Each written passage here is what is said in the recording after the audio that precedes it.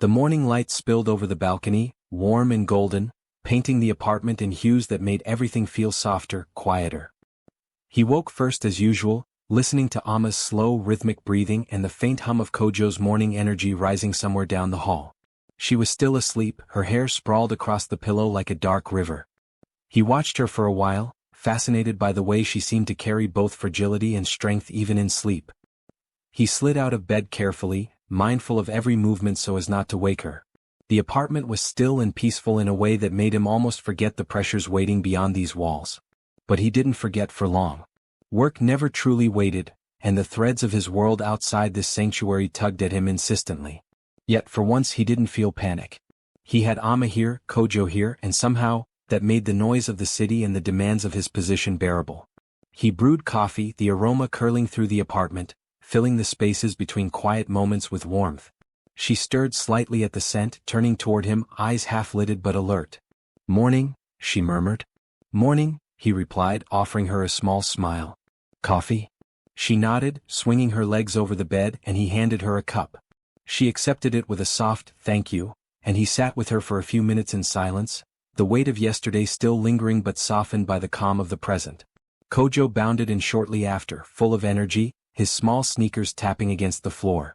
He was in high spirits, eager to share something he had learned at school yesterday. Amma's face lit up as she encouraged him, listening with patience and genuine interest. He watched the two of them together, feeling a sharp, protective pride. He didn't just want to be in this space. He wanted to shield it, preserve it, make sure nothing ever tainted their peace. Breakfast was chaotic in the best possible way. Kojo ran around with the enthusiasm only a child could muster, spilling a little milk, dropping toast, and laughing when Amma mock scolded him. He chuckled quietly, amused and touched by the warmth of their interactions. There was an intimacy here he had never known, moments that weren't orchestrated by power or performance, just by life itself. Once Kojo was finally dressed and ready for school, Amma suggested they walk him to the nearby school. He agreed, though the thought of walking publicly unsettled him slightly. Not because of embarrassment, but because he wasn't used to letting strangers see the private corners of his life. But with Amma and Kojo, the world outside felt less threatening. He felt part of something that existed beyond wealth, beyond reputation, beyond his usual controlled environment. The streets of Accra were alive as they walked. Vendors called out their wares, children ran by, neighbors exchanged greetings, and the city pulsed with everyday rhythms. Amma navigated it effortlessly, greeting shopkeepers and waving to familiar faces. He followed her lead, noticing her ease, her natural authority, the way she moved without needing to assert herself. It was mesmerizing. When they reached the school, Kojo waved energetically at his friends and teachers. Amma kissed his forehead gently and whispered a reminder to behave. He watched the two of them interact, noticing the layers of care, patience, and love woven into her gestures. He realized that part of him had been holding back in life because he had never allowed himself to trust someone so completely, to rely on them without fear of judgment or abandonment. Once Kojo was safely in class, Amma turned to him. Her face was soft yet serious. "You're thinking," she said knowingly. "I am," he admitted. "About the company, the board, the rumors, everything." "You don't have to carry it all alone," she reminded him. "You don't have to solve everything today." "I know," he said, but he felt the tension in his shoulders. "It's not just work. It's everything I didn't manage to handle yesterday. And now I have to figure out how to keep this." He gestured vaguely at her, at Kojo. "All safe." She reached out and took his hand. "You're doing fine," she said. "We're fine. We'll handle whatever comes together." The word, together, resonated in him again, deeper than it ever had before.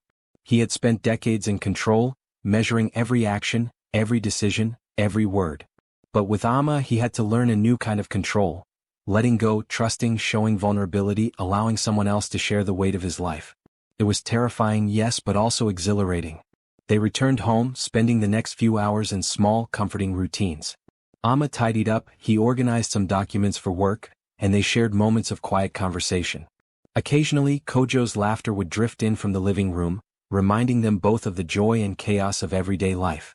Around midday, his phone buzzed with notifications from his office. A minor crisis had emerged, a contractual disagreement that needed his attention. Normally, he would have immediately sprung into action, calling lawyers, arranging meetings, strategizing. But this time he paused, looking at Amma, her calm presence beside him. He realized that he didn't need to tackle it all at once. Not alone.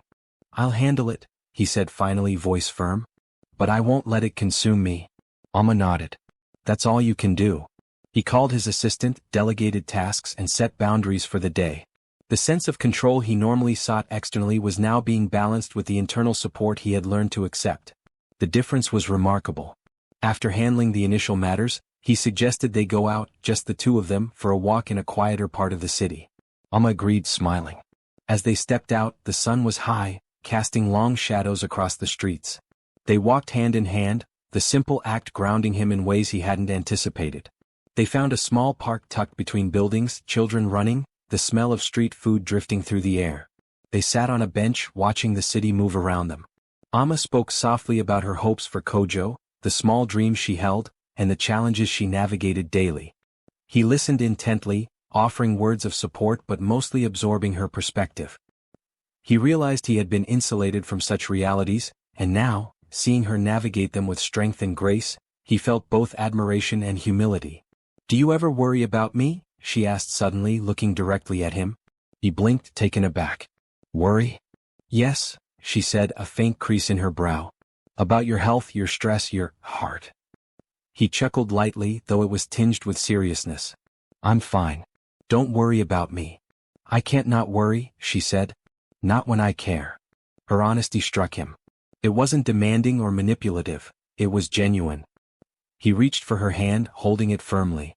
"I care too," he admitted. "Maybe more than I realized." She smiled softly. "Good," she murmured. The afternoon faded into evening and they returned home, tired but content.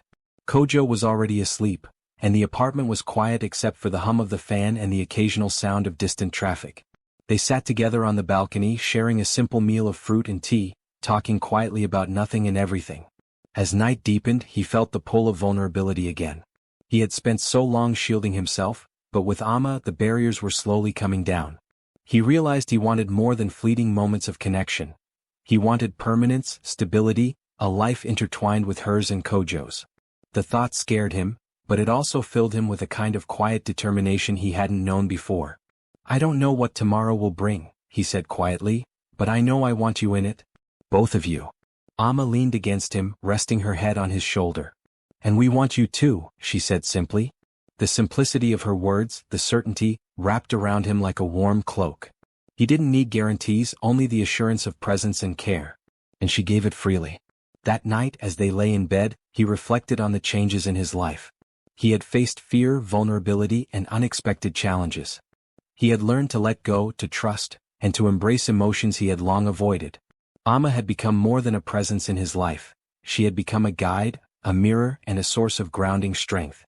And Kojo, with his laughter and innocence, reminded him daily of what mattered most. He reached out, holding Amma's hand gently, feeling the steady beat of her heart against his palm. "We'll face everything," he whispered. "Together." She squeezed his hand in response, and for the first time in a long while, he believed it. The night closed around them, peaceful and untroubled, but he knew challenges were coming. Work pressures, societal expectations, and the delicate balance of their lives as a newly forming family would test them. But for now, in this moment, he felt whole, anchored, and ready to confront whatever the future held. The next morning arrived with the sun piercing through the gaps in the curtains, painting streaks of gold across the room. He woke first as always, listening to the quiet rhythm of Amma's breathing. Kojo was already awake somewhere down the hall, his small footsteps echoing faintly. For a moment he just lay there, letting the silence of the apartment wash over him. It was a rare luxury, a bubble of peace before the day's chaos arrived. Amma stirred, stretching, the bed creaking slightly. She smiled when she saw him awake, a slow, knowing smile that made something inside him relax. He kissed her temple, a small gesture heavy with unspoken meaning. Breakfast was subdued that morning. The weight of the previous week's events, the hospital incident, the near firing, the intense boardroom scrutiny, still lingered in the air, though both of them tried to keep the tension at bay. Kojo chatted endlessly about school, his words tumbling over each other in a rush of enthusiasm. Amma responded patiently, listening, laughing softly, guiding him gently through the chaos of childhood exuberance.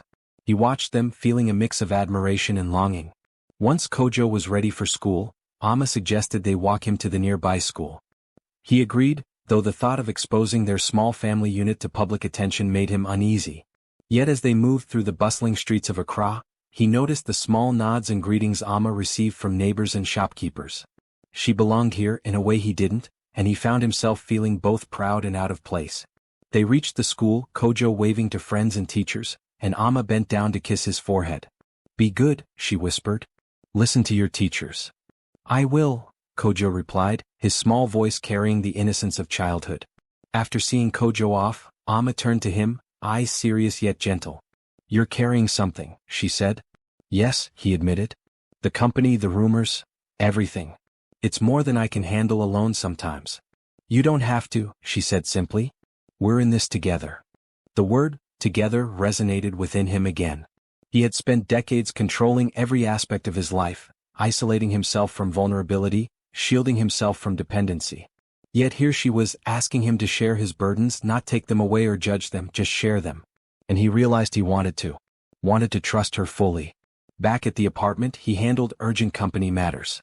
Calls, emails, and messages flowed in a constant stream, each demanding attention, each threatening to pull him back into the familiar cycle of stress and control. But now he felt a subtle shift. He could breathe. He could pause. Amma had given him that gift, a reminder that life could be managed without consuming him entirely. By mid-afternoon, the tension at work had eased slightly. He suggested a walk through a quieter part of the city to decompress.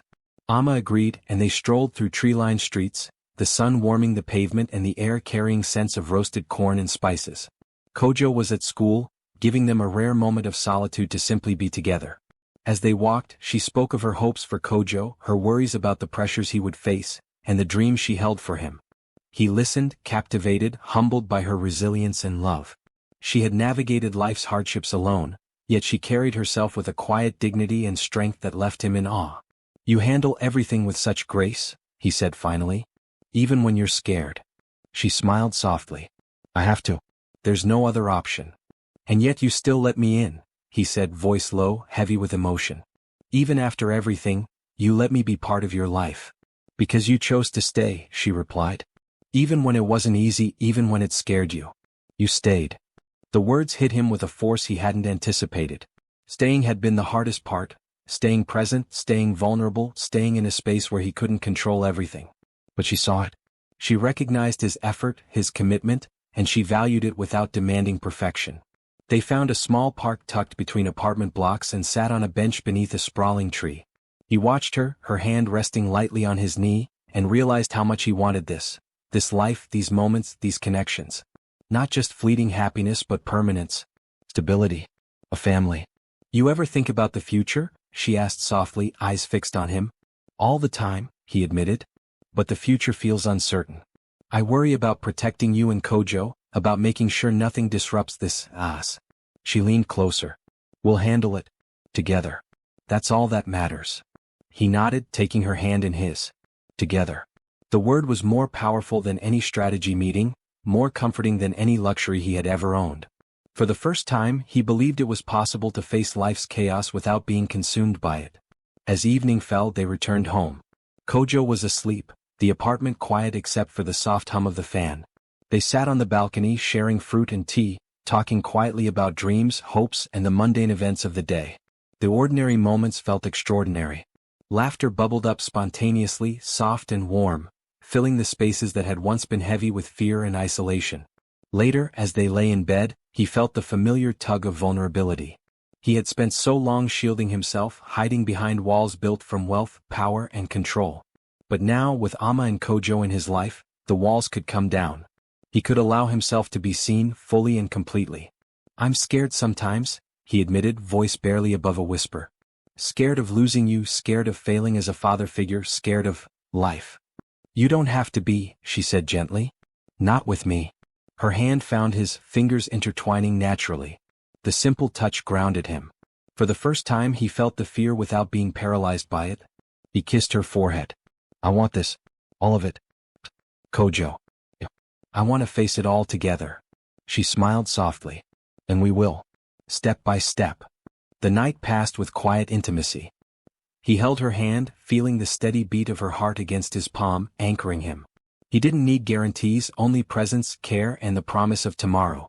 and she gave all three freely and without hesitation. As sleep finally claimed him, he realized that life had shifted irrevocably. Amma and Kojo had become his center, his anchor. The challenges, the rumors, the pressures, they would all come, but he had something more important now. A reason to face them, a reason to endure, and a reason to hope. The morning air was thick with humidity, the city waking slowly under a pale, rising sun. He woke first as usual, feeling the familiar ache of responsibility pressing against his chest. Amma was still asleep, Kojo curled up beside her, soft breaths filling the space between them.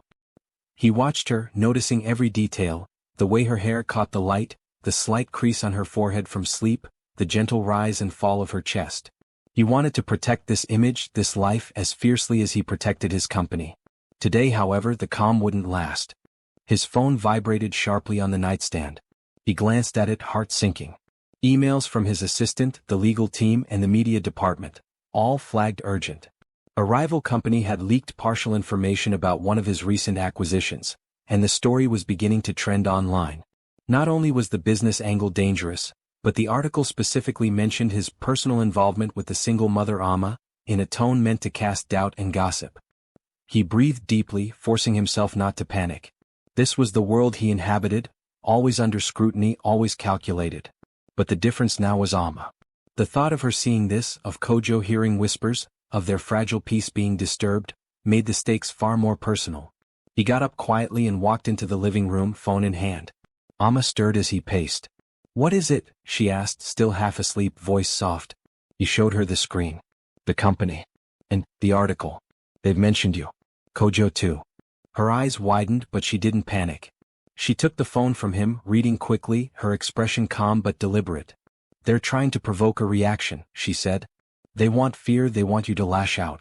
Don't give it to them." He nodded slowly. "You're right. But it feels different when it's about them. About us." She stepped closer, placing her hands on his chest. "Then we face it together. As a family." The word, together, again. He clutched her hands, feeling strength radiate from her calmness. Somehow, it anchored him more effectively than any strategic meeting ever could. They decided to go out, to reclaim their morning and not let the news dominate. A walk through across quieter streets seemed almost absurd in the shadow of corporate attacks, but it was necessary. They needed to remind themselves of normalcy, of life outside the headlines. As they strolled, he noticed every small detail about her. The way she smiled at a street vendor selling grilled corn, the way she adjusted Kojo's cap when it slipped, the way her eyes softened at a mother scolding a child gently. Each gesture reminded him why he had let her in, why he had trusted her with the corners of his life that no one else had seen. They returned home mid-morning, Kojo off at school, and immediately faced the board's urgent calls. He delegated tasks carefully, ensuring the crisis was contained. The stress was palpable, but he discovered something remarkable. Amma's quiet advice, her perspective, and her insistence on calm had become a strategic asset. She offered insights he hadn't considered, noticing details and implications that cut through the noise. For the first time, he felt like he had a partner in decision-making, not just someone he was protecting. By early afternoon, the article had begun to ripple through social media, and whispers had turned into discussions. He could feel the pressure rising, not just professionally but personally. The constant glare of public opinion weighed heavily, and he found himself thinking about Amma and Kojo with increasing intensity. Their presence in his life had always felt like a gift. Now it felt like a responsibility he would not take lightly. Amma noticed his tension. "We can't control what others say," she said firmly, touching his arm. "But we can control how we respond. Together." He inhaled, drawing strength from her words. "You're right," he said. "We respond with clarity, not fear." The rest of the day passed in a haze of calls, emails, and press clarifications. Every once in a while, he stole a glance at her, sitting calmly beside him, her presence a reminder that the storm could be weathered. He realized that no strategy, no wealth, no power could substitute for the kind of emotional grounding she provided. Evening arrived, and with it, Kojo returned from school, bright-eyed and energetic. Amma greeted him with a warm smile, and the boys' chatter filled the apartment, creating a buffer against the tension of the day. He watched them interact, feeling a sense of relief he hadn't anticipated. Here, in these ordinary moments, life felt whole again. After dinner, they took a short walk on the balcony, the city lights sparkling below like tiny constellations. He felt Amma press lightly against him, seeking reassurance. He held her, pulling her close. I don't know what tomorrow brings, he whispered, but I know I want us. All of us facing it together. She smiled, the kind of smile that made all his fears seem distant. And we will, she said. That night, sleep brought no illusions of simplicity. The articles, the rumors, the constant scrutiny lingered at the edges of his consciousness. Yet he felt anchored, grounded by Amma and Kojo. He held her hand as they lay together, the weight of the day dissipating under the warmth of human connection. In the early hours, a call from his assistant jolted him awake. A prominent journalist wanted an exclusive interview about the acquisition controversy and the personal life angle that had spread online. The potential for scandal loomed larger than ever. He rubbed his eyes, feeling the pull of stress, but then he glanced at Amma sleeping beside him. Her calm, unwavering presence reminded him of what mattered most. We'll deal with it, he whispered to himself, drawing a steadying breath. Together. The following morning, the situation had escalated. The media frenzy had grown, fueled by social media speculation and corporate rivalries. He called an emergency board meeting, Amma quietly observing from a corner, her presence both comforting and grounding. He addressed the members firmly, dismissing the sensationalism while outlining clear steps to manage both public perception and internal communication. His control was decisive, but it was tempered by the lessons Amma had taught him about patience, empathy, and perspective. After the meeting, they stepped outside for fresh air. Amma's hand found his again, squeezing gently. You're handling it well, she said. I'm trying, he admitted. Because of you. Because of Kojo. I can't fail them. You won't, she replied. We'll navigate this together. One step at a time. The words repeated like a mantra, embedding themselves into his consciousness. Together. They were learning to face life not as isolated individuals but as a unit, bound by trust, care, and love. That afternoon, a knock at the door disrupted the fragile peace. A delivery, a gift basket from a family acquaintance of Amma's, a small reminder that the world beyond work could still hold kindness. He watched Amma smile, the gesture lighting her face. She thanked the sender and placed the basket on the counter, then looked at him, eyes shining with gratitude. See? There's good in the world even today. He nodded, feeling a flicker of hope. The crises would come, the rumors would persist, but moments like this, ordinary human grounding, reminded him of what mattered. The city, the work, the scrutiny, none of it diminished the small family he was building here. Evening came, and with it, the subtle tension of unresolved conflict. He knew the media would continue to probe, the board would continue to press, and rival companies would continue their games. But he also knew that with Amma and Kojo by his side, he could endure. He could respond not with fear or isolation but with presence, patience, and love.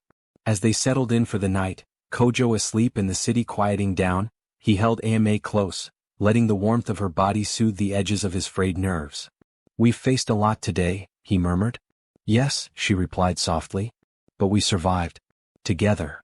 And for the first time in what felt like decades, he believed it wholeheartedly. The world could be chaotic, unfair, and relentless, but in the quiet of their shared space, in the intimacy of their connection, he found clarity. He found purpose. He found hope.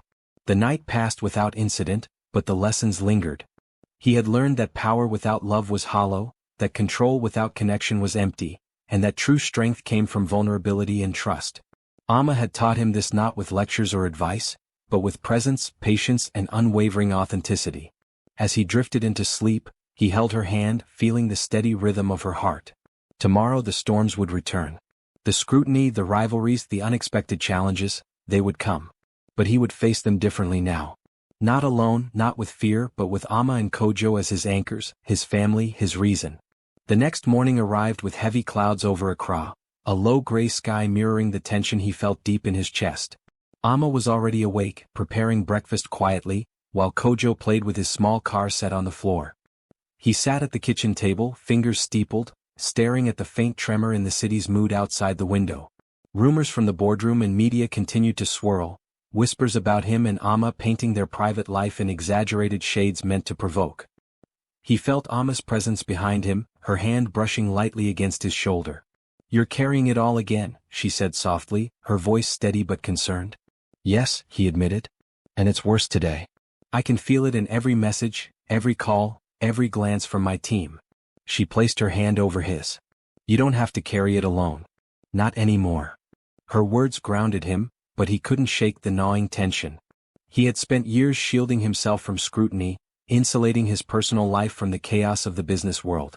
Now, with Amma and Kojo involved, every misstep felt amplified. And yet, the thought of her and the boy in his life made him determined to confront the storm differently, with patience, with care, with presence. After breakfast, they decided to walk Kojo to school, even though the media attention meant that the city streets carried an undercurrent of curiosity. He noticed a few glances, some recognition, but Amma moved confidently, guiding him along, her hand holding his subtly, her posture protective but unshaken. Kojo waved to friends, completely unaware of the adult tension swirling around him. He felt a surge of both pride and anxiety. Protecting this innocence had suddenly become a priority greater than any business decision. When Kojo was safely in the classroom, Amma turned to him, her expression serious. "You can't fight this alone. You have to let others help, not just me but your team, your lawyers, your PR people." He nodded. "I know. But letting go feels unnatural." "Then start small," she suggested. "Delegate one thing. Then another. You'll see it works." He exhaled slowly, allowing her words to sink in. He spent the rest of the morning taking her advice to heart, delegating tasks, calling in reinforcements, and resisting the urge to micromanage every detail. The relief was subtle but profound. For the first time he felt that control could coexist with trust. That vulnerability didn't necessarily mean weakness. By midday the tension escalated. A reporter had called directly, insisting on an exclusive interview. The story angle wasn't just professional anymore, it was deeply personal, implying that his relationship with Amma was a factor in decision-making and corporate missteps. He stared at the phone, hand trembling slightly, unsure how to respond. The instincts of a lifetime screamed to protect his image, but the thought of involving Amma in the ensuing conflict made the protective instincts sharper. She noticed his hesitation. "Do not respond to fear," she said, her voice calm but firm. "You respond to truth. And truth is you're handling it. And you have us. That's what matters." Her unwavering confidence sparked something inside him. He realized he didn't need to fight the narrative alone. He had allies. He had Amma. He had Kojo. And for the first time, the idea of sharing the burden didn't feel like weakness. It felt necessary. The afternoon passed with careful precision. He drafted a clear, measured response to the reporter, emphasizing transparency while asserting professional integrity. Amma observed quietly, offering small corrections, her insight surprisingly acute. Together they polished the response, creating a defense that balanced clarity and honesty. By evening, Kojo returned from school, and the apartment hummed with familiar warmth. Amma greeted him with a bright smile, easing the tension that had accumulated throughout the day. He watched her interact with their son, feeling a deep, protective love swell in his chest. These simple, ordinary moments, laughter over a spilled cup of juice, shared whispers across the dining table, Kojo showing him his homework proudly, were suddenly more important than boardrooms, contracts, or public perception. Later, on the balcony, they sat together in silence, observing the city lights flicker as the sun set. Amma leaned against him, her hand resting lightly on his knee. "You're stronger than you know," she murmured. "Not because you control everything but because you care enough to try, and because you're willing to let others stand with you." He closed his eyes briefly, taking in her words. Strength through partnership, a concept he had never fully grasped until now. He realized that the same care and dedication he invested in business could be applied to life, love, and family. And perhaps, he thought, that was the most important investment of all. The night deepened and they moved inside. Kojo had fallen asleep again, exhausted from a long day. They sat together in the living room, sharing tea and soft conversation, the city's hum a distant echo. He felt a surge of gratitude for Amma's presence, for her steadying influence, for the quiet resilience she embodied. She had become more than a partner, she had become his anchor.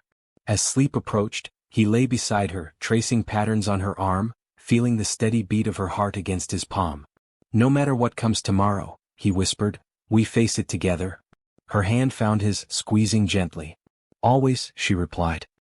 He closed his eyes, letting the quiet of the night, the warmth of her hand, and the laughter of their child fill him with calm. The battles ahead, media scrutiny, corporate rivalry, societal judgment, would be fierce. But he had discovered something far more enduring than wealth or influence: family, love, and resilience forged in trust and presence. The next day brought new challenges. A sudden meeting was called at the company headquarters, a high-stakes strategy session to counter the rumor campaign. He dressed quickly, Amma watching him with quiet concern. "Be careful," she said. "But don't let fear guide you." "I won't," he assured her, though a flicker of doubt lingered. At the boardroom, tension was palpable. The executives were anxious, some frustrated by the distraction. He navigated the room calmly, setting a firm tone. Facts over speculation. Strategy over panic. He felt the familiar thrill of leadership, but it was tempered by something new. Amma's voice in his mind reminding him that this was not just about business, it was about protecting a life, a family, a fragile sense of peace.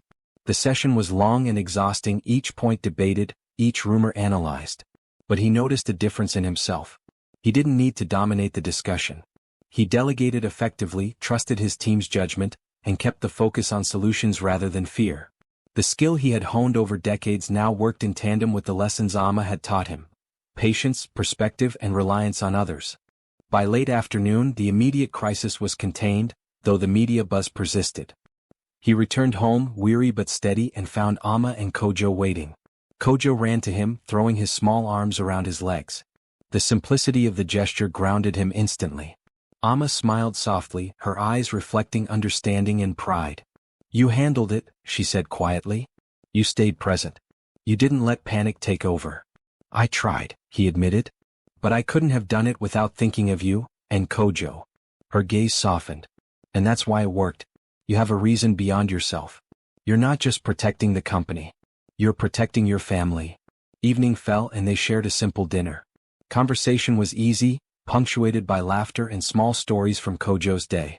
Outside, Accra moved in its usual rhythm, the city lights flickering like distant stars. Inside, there was warmth, connection, and a fragile but growing sense of stability. Later, on the balcony, they sat together in quiet reflection. "Do you ever wonder," he began, "if all this, the chaos, the scrutiny, the risk, is worth it?" She leaned against him, hand in his. "Yes," she said softly. "Because love and family make it worth it. The rest is noise." He nodded, absorbing her words. They were simple yet profound. He had spent years chasing control, wealth, and influence, believing those things would give him security. Now he realized the true measure of strength was different: being present, being vulnerable, and protecting what truly mattered. As Kojo slept and the city quieted, he held Amma's hand tightly. The storms would come and they would face them. But for the first time he was confident they could withstand anything together. The combination of love, trust, and resilience had created a foundation stronger than any fortress he had ever built. And as the night deepened, he allowed himself to dream, not of deals or power but of family, laughter, and a life shared fully, without fear or hesitation. The battles were far from over, but he had discovered something far more enduring: a reason to fight, a reason to hope, and a reason to love fiercely. The morning air in Accra carried a nervous tension, a subtle hum that seemed to seep into every corner of his apartment. He woke to the faint ringing of his phone, already anticipating the messages, the emails, the summonses that awaited him. Amma stirred beside him, sensing his unease even before he spoke. "The board?" she asked softly. "Yes," he replied, rubbing his temples. "And something else." He handed her the phone. A video had gone viral overnight, showing him entering the apartment building with Amma and Kojo, edited in a way that insinuated favoritism in corporate decisions. The caption was cruel, insinuating that his personal life was interfering with his professional judgment. The comments were vicious. His colleagues, his rivals, even strangers online felt emboldened by the narrative. Amma read the headline, her eyes narrowing. "They're trying to provoke you," she said firmly. "Don't give them the satisfaction." He sighed. "It's harder when they attack you personally. When it involves you, and Kojo." "You're not alone," she reminded him. "We face this together." He exhaled slowly, letting the words sink in. Together. They had faced whispers, rumors, and scrutiny before, but this felt different. This was personal, direct, public, and calculated. He knew it was designed to destabilize him, to make him act rashly. But the thought of Amma and Kojo grounded him, giving him a clarity he had rarely felt. At the office, the atmosphere was electric. The board members were restless, some openly critical, others frustrated by the distraction. He stepped into the room with calm authority, but beneath the surface, his mind raced. Every word, every gesture had to convey control without arrogance, empathy without weakness. He had faced boardroom storms before, but never one that directly targeted his family. The session dragged on for hours. He presented data, laid out facts and countered speculation with precision. Yet, he noticed the subtle glances toward the door, the whispers, the barely concealed doubts in some faces. He realized then that the fight was not just about business, it was about perception, reputation, and power. And he was being tested in a way he had never anticipated. Amma's presence lingered in his thoughts, a silent anchor reminding him of what truly mattered.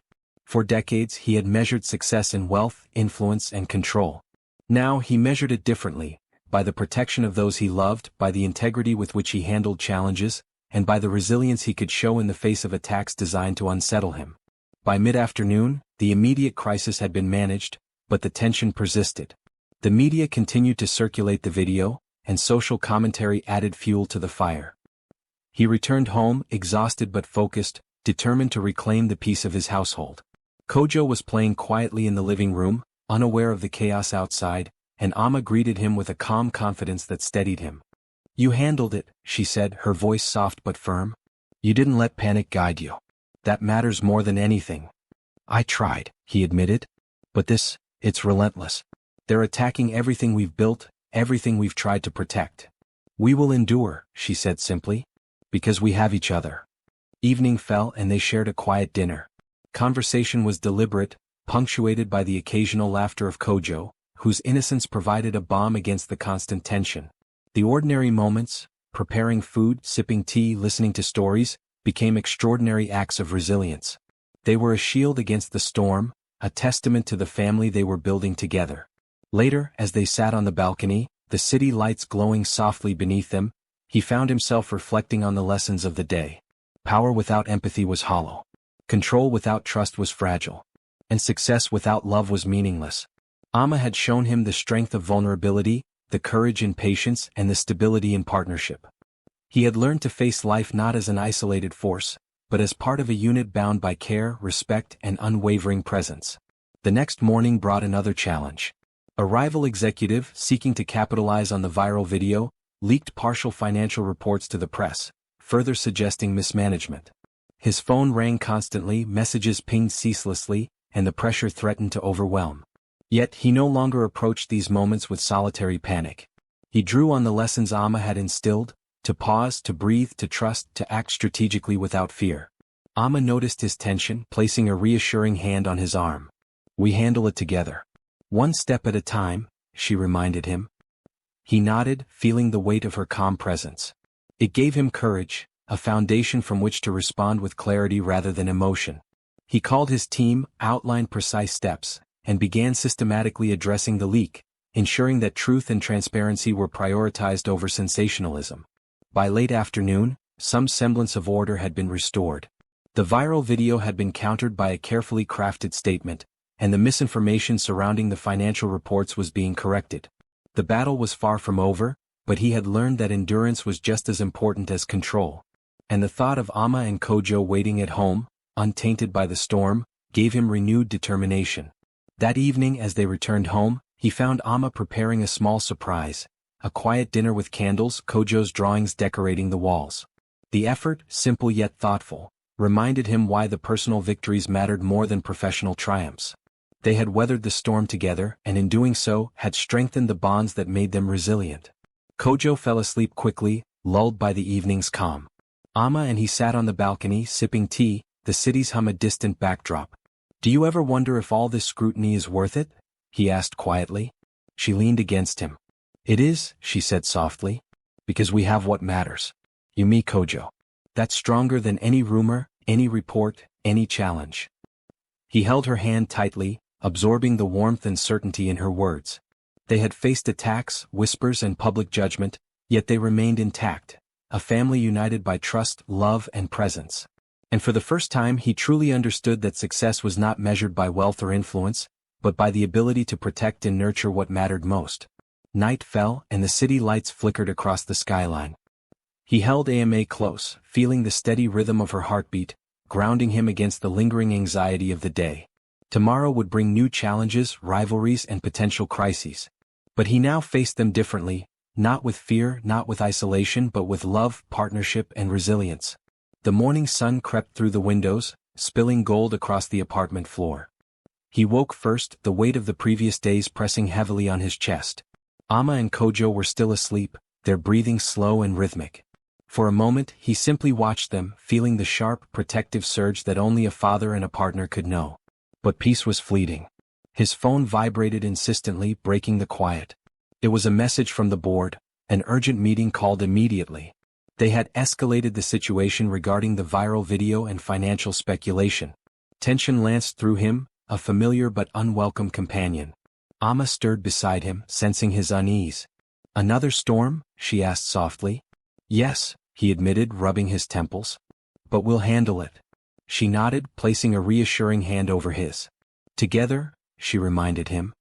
He exhaled, drawing strength from her presence. "Together." The word echoed in his mind, fortifying him for the day ahead. At the office the atmosphere was electric. Executives whispered in corners, while the board members waited impatiently. He stepped into the room with calm authority, though inside his mind raced. Every detail, every gesture, every word mattered. One wrong move could escalate the narrative, make rumors seem plausible and threaten the fragile stability he had built with Amma and Kojo. The meeting began with sharp scrutiny. Reports were dissected, allegations analyzed, and strategies proposed. He responded decisively, countering misinformation with clarity and transparency. His voice carried both authority and calm, an unshakable balance he had never managed before. He realized it wasn't just skill, it was the influence of Amma, her grounding presence lending him perspective and restraint. Hours passed in tense debate. Just as he thought they had contained the crisis, a new message arrived. A private email sent to him personally, not through the board or assistants. Its contents made his stomach twist. Someone had leaked confidential information about him directly to a media outlet, suggesting that his personal involvement with Amma had influenced corporate decisions. His eyes narrowed. This wasn't just business. This was targeted, malicious, calculated. Whoever had done this knew exactly how to strike where it hurt most. His family, his integrity, his private life. Amma noticed his sudden tension. "Show me," she said softly. He handed her the phone. Her eyes scanned the words, then softened with comprehension. "They want a reaction," she said calmly. "They're trying to manipulate you. Don't give them what they want." He exhaled slowly, fighting the surge of anger. Amma's presence was steadying, but he knew the storm was just beginning.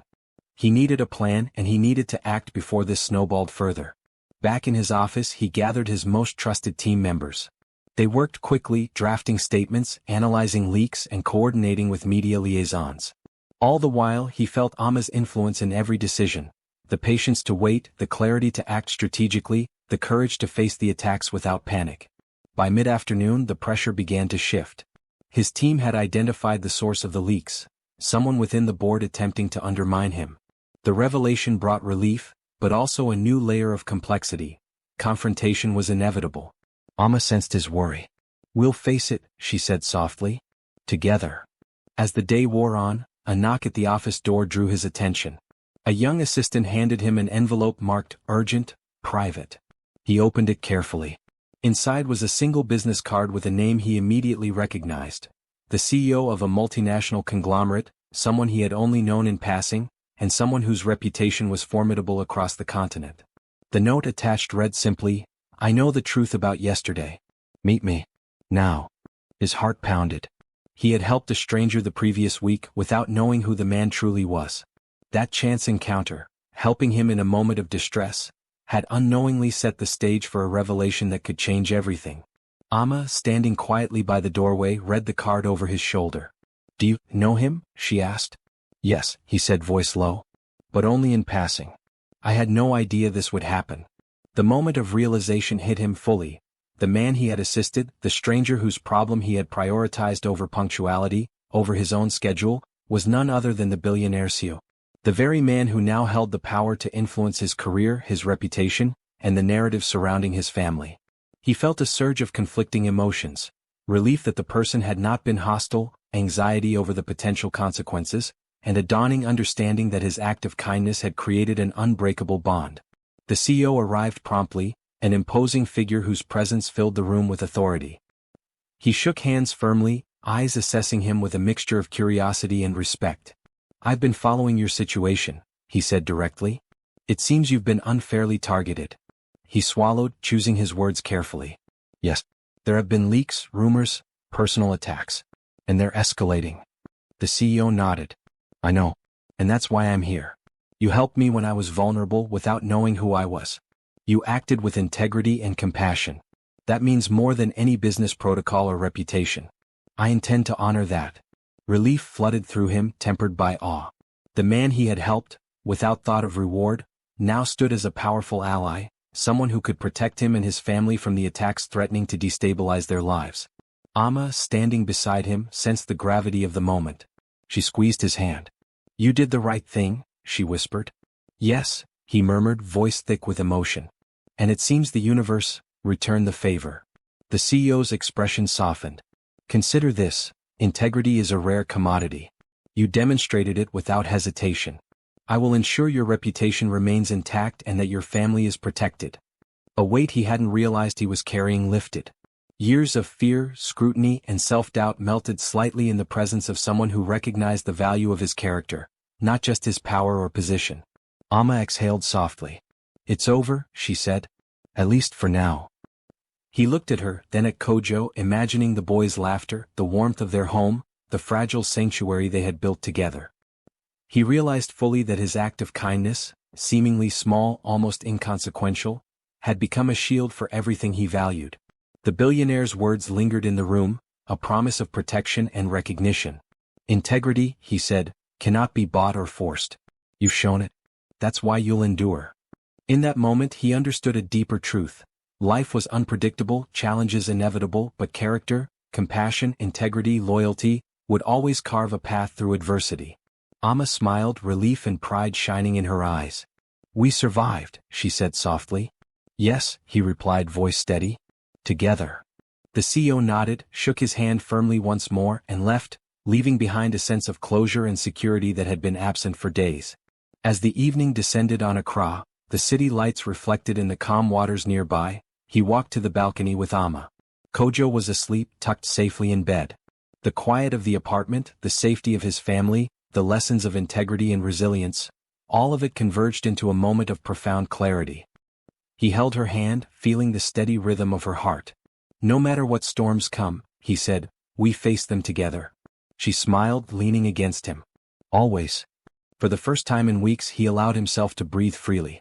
The attacks, the rumors, the relentless scrutiny, they had been powerful but they had not broken them. And now, with allies both unexpected and intentional, he felt a profound sense of peace. The night passed quietly, filled with the warmth of family and the knowledge that character and love could withstand even the harshest tests. And as he drifted to sleep, he realized that every act of kindness, every moment of integrity, had led him here, to a place of protection, love, and belonging. Tomorrow would bring new challenges, but for the first time he faced them with certainty. Together, nothing could shake the family they had built, nothing could undermine the trust and love that bound them. The morning sun spilled gold across the apartment, warm and reassuring. For the first time in weeks, he woke without that tight knot of worry pressing on his chest. Kojo was still asleep, curled up under the blanket, and Amma stirred quietly beside him. He watched her, feeling a deep surge of gratitude and love. The city of Accra buzzed faintly beyond the windows, but inside there was calm, a rare and precious calm that had been hard-earned. Amma looked at him, eyes soft with a mix of affection and pride. You're smiling, she said. I am, he admitted, voice low but steady. For the first time in a long while, everything feels right. She smiled and leaned against him. Because we're together. We made it. Yes, he whispered, absorbing the warmth of her presence. Together. The day unfolded slowly, deliberately. No urgent calls, no media scrutiny, no boardroom battles. He spent the morning with Kojo, helping him with schoolwork, laughing at his childish antics, and letting the ordinary chaos of family life remind him of what mattered most. Amma joined in, guiding, laughing, and sharing in the simple joy that came from these small, ordinary moments. For years he had measured success by wealth, influence, and control. Now he measured it differently, by laughter in the apartment, the comfort of holding Amma's hand, the contentment in Kojo's eyes. He realized that the storms of the past weeks, the rumors, the scrutiny, the media frenzy, all of it had been a crucible that forged a deeper understanding of what truly mattered. By afternoon, the office no longer loomed like a battlefield. The CEO he had helped previously had intervened quietly but decisively. Media narratives had been corrected, leaks traced, and rival executives warned. He no longer felt the gnawing anxiety of uncertainty. Instead, he felt a profound sense of relief. The world outside could rage, gossip, and judge, but inside this apartment his family was safe. His family was loved. Amma observed him quietly. "You've changed," she said softly. He looked at her, surprised. "Changed?" "Yes," she said. "You're calmer. You trust more. You've learned to let people in, to share the burden instead of carrying it alone. And you've realized what really matters." He nodded slowly, letting her words sink in. "I have. And it's because of you and Kojo. You've shown me a life I didn't think was possible." Evening arrived, and they decided to take a walk along the quiet streets near their apartment. The sun dipped low, painting the sky in shades of pink and gold. Accra moved in its usual rhythm, but for them, it felt like a private world, insulated from the chaos outside. Kojo ran ahead, laughing and chasing shadows, while Amma held his hand, her presence steady and comforting. They paused by a small park, Kojo resting briefly on a bench while they watched the sky. He felt Amma's hand find his again. "We've been through a lot," she said softly. "But we survived. And we grew stronger." "Yes," he replied, voice low. "Stronger than I ever imagined." The days that followed were filled with subtle, quiet victories. The viral video faded into memory, the corporate rumor mill slowed, and life began to settle into a rhythm of normalcy. But this normalcy was richer, deeper, and more precious because it was earned through shared struggle and unwavering loyalty. One evening, after Kojo had gone to bed, Amma and he sat together on the balcony. The city lights flickered like tiny constellations below, and the soft night breeze carried the scent of spices and distant fires. He took her hand in his, feeling the steady warmth, the unspoken reassurance that they were ready for anything. "You know," he began softly, "all of this, the challenges, the scrutiny, even the attacks, they taught me something I should have learned long ago." "And what's that?" she asked, smiling. "That integrity, kindness, and love, they're stronger than fear, power, and wealth. And when you act with them, they create bonds that can't be broken. Bonds that protect you in ways no money can." Amma leaned closer. "Exactly. And now you know that the life you want isn't about control. It's about presence, family, being there for each other." He nodded, squeezing her hand. "And I promise from this day forward to never forget that. To always protect us, cherish us, and face whatever comes, together." She smiled, eyes glistening slightly. "Together," she repeated. The next morning, Kojo woke early, bounding into their room with uncontainable energy. He jumped onto the bed, wrapping both parents in a chaotic hug. They laughed together, the sound filling the apartment, a perfect counterpoint to the tense days they had endured. It was a moment of pure joy, untainted by fear or scrutiny, a reminder of why every battle, every hardship had been worth it. Later that day he received a message from the billionaire CEO, the same man whose life he had unknowingly helped days before. It read simply, "Your actions spoke louder than any report or rumor. Protect your family, cherish your loved ones, and remember that integrity will always outlast gossip. You did well." He read the message and felt a swell of pride, but not for himself, for the family he had built, the love he had nurtured, and the trust he had learned to embrace. Amma stood beside him, sensing the moment's weight. "See," she said softly. "Everything aligns when you do the right thing." Evening fell and they prepared a small dinner, the three of them laughing and sharing stories. Kojo's innocence and joy were a balm to his soul, a constant reminder that the world outside, with its pressures and scrutiny, could not touch the sanctuary they had created together. After dinner, they walked briefly on the balcony, watching the city settle into night. He held Amma's hand, feeling a quiet but profound contentment. "We've faced storms," he said, "but we've also built something unshakable." She nodded, leaning against him. "And it's only just beginning. This is our life, ours to protect, ours to cherish." He looked down at Kojo sleeping in the next room and then at Amma, feeling the depth of his love and responsibility. "I understand now," he said softly. "All the wealth, power, and influence, none of it matters if we don't have this, family, love, and integrity." She kissed his cheek gently. "And you have it all because you chose it. You chose us." For the first time he let himself feel entirely at peace. The corporate battles, the media scrutiny, the calculated attacks, they had all been tests. And through them he had learned that the truest victories were not in wealth or power, but in love, trust, and the bonds of family. As night deepened, he lay beside Amma, her hand in his, Kojo breathing softly in the next room. The city lights twinkled outside, but inside there was warmth, security, and profound serenity.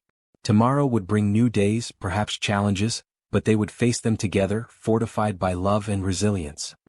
He closed his eyes, whispering softly, "Together, always." Amma whispered back, her voice steady and warm, "Together." And in that quiet, sacred moment, he knew they had truly found the heart of life, not in power or influence but in family, love and unwavering presence.